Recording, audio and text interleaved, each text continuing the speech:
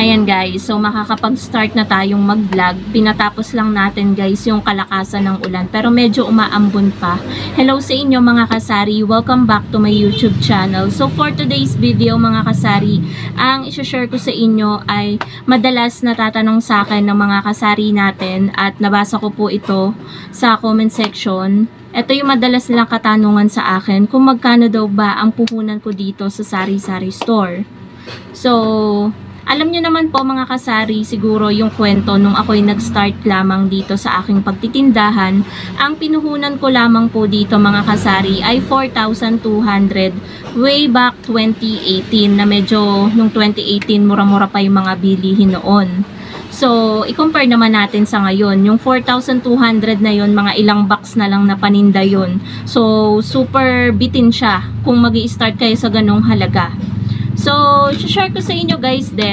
Mag-share din ako sa inyo ng konting tips about sari-sari store, kung paano ko ito napalago, at kung saan lamang ako nagsimula ng mga items, at paano ko nagdadagdag unti-unti ng mga items. So, yan guys ang i-share ko sa inyo. Meron lang guys tao sa labas. So, balik tayo doon guys sa katanungan muna ng mga kasari natin kung magkano daw ba ang puhunan ko dito sa tindahan. Sa ngayon, mga kasari, hindi ko alam kung magkano yung total na laman ng cash out. Magkano? 3,3. Ayan yung number. Okay guys, let's continue. Meron lamang pong nagpa-cash out. So, syempre, check natin yung reference number bago tayo magbigay ng pera kahit pa man may dumating na sa atin. Just to make sure mga kasari na sa kanila yung pera na dumating sa atin. So, ayun mga kasari, balik tayo dun sa topic nga natin kung magkano yung puhunan na ng tindahan ngayon. Sa ngayon po talaga mga kasari, hindi ko binibilang kung magkano na ba yung halaga ng laman ng tindahan ngayon. Pero sobrang laki na po ng difference nung nag-start ako sa ngayon. Kasi guys, nung nag-start akong magtindahan, wala pa po akong bigas, wala pa po akong soft drinks, wala pa po akong alak, wala pa po akong GCash. Sa totoo lang mga kasari. So kung may imagine nyo, 4,200 na puhunan lamang po ako nagsimula. Ano yan, soft drinks? Wait lang, may ahente tayo guys. Ayan guys, so dumating lamang po mga kasari yung ahente natin ng soft drinks, at syempre inuna natin yon dahil mag-o-order tayo ng mineral water tsaka mga soft drinks. Konti lang naman guys yung aking kinuha, 1,043 lang yung total ng aking pinagbayaran. Kumuha ko na isang case ng Kasalo, isang mismo 500 ml na mineral water, 1 liter na mineral water, at isang case ng Debote na Coke. Yun lang guys ang aking kinuha. So, yung 4,200 na puhunan noon, medyo nakumpleto ko naman yung mga basic needs. Dumaan lang. So, ano-ano nga ba yung mga basic needs mga kasari? So, condiments. Yan, toyo, suka, patis, mga biskwit, itlog, asin. Yan yung mga meron tayo, tuyo, kape. Yan po yung talagang binili ko muna, mga noodles, pancit canton, Lucky Me beef at chicken, konting klase ng mga candy, mga tatlong klase ng biskwit. Diyan lang po ako nagsimula mga kasari. Syempre mantika, hindi din natin yan nakalimutan.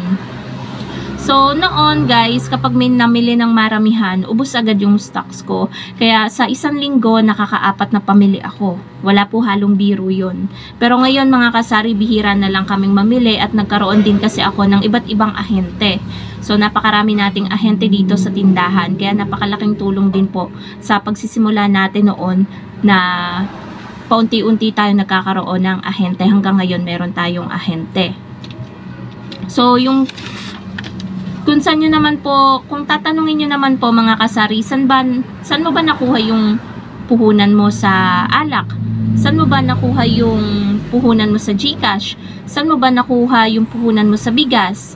Saan mo ba nakuha yung puhunan mo sa sigarilyo?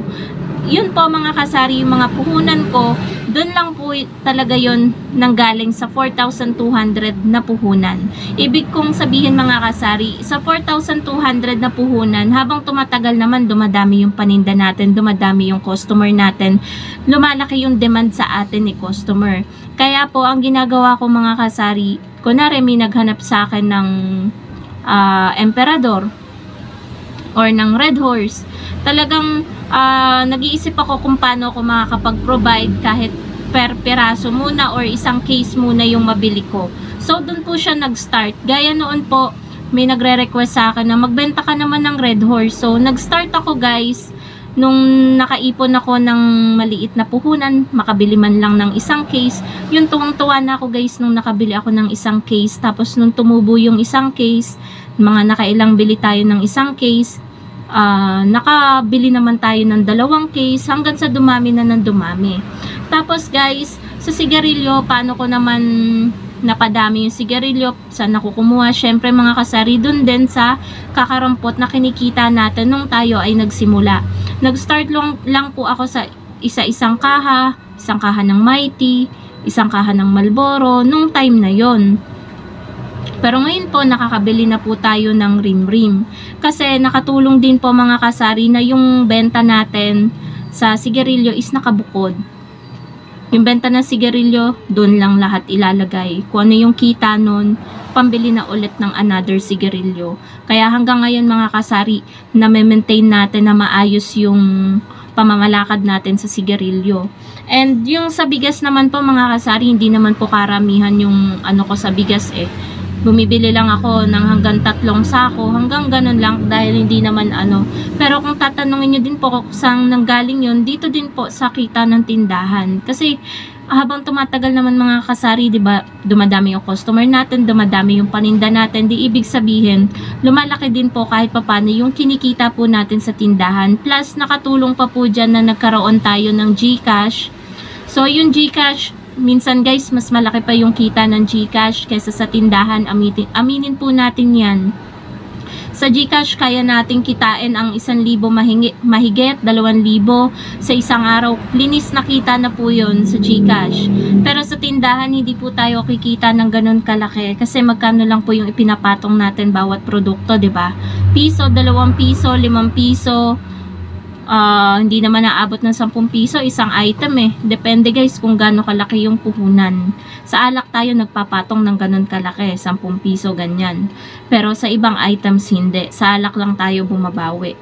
Tapos ayun, ganun guys, ganun ko napadami yung laman ng aking tindahan. From the scratch talaga siya.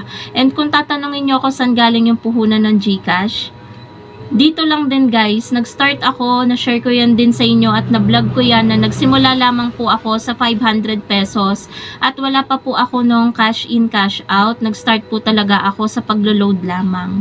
Inaral ko po talaga muna kasi noon, nung naririnig-rinig ko na yung GCash, marami na nagtatanong sa akin.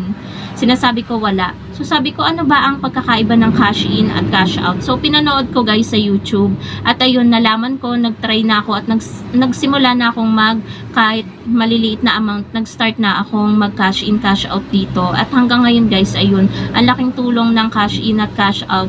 Tulad ngayon guys, merong nag-cash out sa akin, may sabong kasi, may nag-cash out ng 10,000. So, one charge natin kada 1K is 20 pesos. Kumita na agad tayo doon sa one transaction na yon, 10,000 yung kinash out, 200 pesos guys, yung kita natin doon. So, ang total na ng kinikita ko, ngayon pa lang, matagal pa bago tayo mag-close, nasa 400 plus na guys, yung kinita natin ngayon sa GCash. At kung tatanungin nyo ako, siguro hindi ko pa yan kinikita ngayon sa oras na to sa mga groceries, sa paninda natin yung 400 plus. Kasi medyo matumal ngayon guys dahil medyo maulan. Bihira lang naman yung maulan mabenta guys. So, ayun po mga kasari, yan po ang puhunan. Yan po yung halaga ng pinuhunan ko. At kung i-estimate ko lang mga kasari, siguro yung laman ng store ko ngayon is nasa 200,000 plus. Hindi ko kasi siya binibilang guys, pero halos kumpleto na tayo eh ng paninda. Ang wala lang tayo yung mga feeds, ganyan. Meron tayong frozen, ayan, frozen goods. Meron tayong alak, meron tayong sigarilyo, na meron din naman tayong stocks kahit papaano sa sigarilyo, meron tayong bigas. So, wala nang hahanapin pa yung customer. Meron tayong GCash, tumatanggap tayo ng pay bills, RFID, naglo-load tayo, cash in, cash out. So, halos nandito na lahat. Kaya, ayun, parang one-stop shop yung store natin. Ang wala na lang talaga yung mga patuka, ganyan. So, yun lang naman mga kasari ang masashare ko sa inyo eh. Napakadami talaga nagtatanong kung magkano yung puhunan natin sa GCash. Pero ayun nga, nakwento ko sa inyo na nag-start lamang po talaga ako mga kasari. Sa mga makakapanood nito ngayon, maraming hindi maniniwala. Pero nung panahong 2018 kasi medyo mura pa yung mga bilihin noon. Yung mga isang balot nga ng prutos noon, nasa 26, 28 pesos lang. Pero ngayon, magkano na? Ang max noon, magkano lang? Ngayon, 40 plus na ang isang balot. Kaya, kung ngayon kayo mag-ano, tas 4,200 na puhunan, talaga siguro mga 2 box lang yan ang paninda. Pero noon kasi halos na kumpleto ko din yung mga basic needs eh. Yung mga pangunahin tulad nyan, mga toyo suka, konting delata, yan, may ganyan na tayo noon.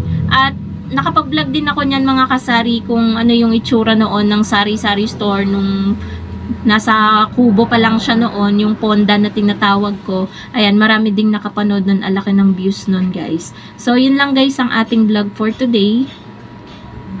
May dadaan ulit. Thank you so much for watching mga kasari, and happy selling po sa inyong lahat. So sana nasagot ko po yung katanungan ng ilang kasari po natin. So wala naman po mga kasaring ano eh. Ayan, patapos na sana, may karugtong pa pala. So, wala po yan mga kasari sa liit or sa laki. Nasa pagmamanage po yan mga kasari. Ng ano, meron nga akong alam eh, na mga sari-sari store owner, nag-start lang sa 1,000. Pero ngayon, 20 years na yung store nila, ang lagu-lago. Nag-start sila sa 1,000. Naglagay lang sila ng lamesa sa harap ng tindahan nila. Sa harap ng bahay nila, tindahan na yun. Masasabi mo na.